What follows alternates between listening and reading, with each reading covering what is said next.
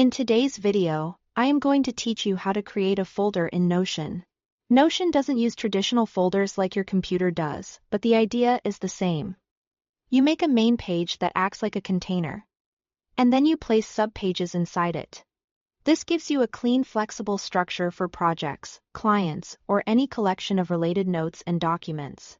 Start by creating the container page. In the left sidebar, click plus Add a page. This instantly makes a new blank page in your workspace. Think of this as your folder.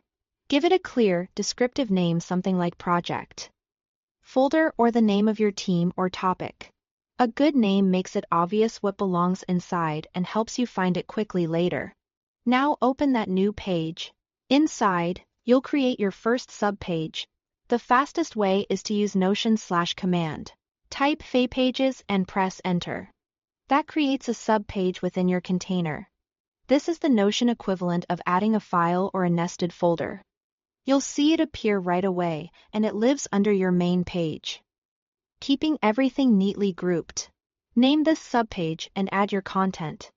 The name should reflect what's inside, maybe meeting notes, assets, or to-dos. Then start typing. You can write notes, paste links, or draft plans. The beauty here is that each subpage can hold as much detail as you need without cluttering the main view. If your work evolves, the subpage is ready to grow with it. Repeat the process to add more subpages. Inside that same container page, type page and press enter again. For each new section you want to organize, you might create separate areas for research, deliverables, timelines, or reference material, whatever makes sense for your workflow. The key is consistency in naming so everything feels intuitive. When you are done adding subpages, go back to your top-level page, the one you named at the start. You'll see a tidy list of all the subpages you created. Acting like a structured folder view, this list gives you a quick overview of your project and a simple starting point every time you return. If you ever need to focus on a single area, just open that subpage, work there, and come back to your main page to see the big picture again.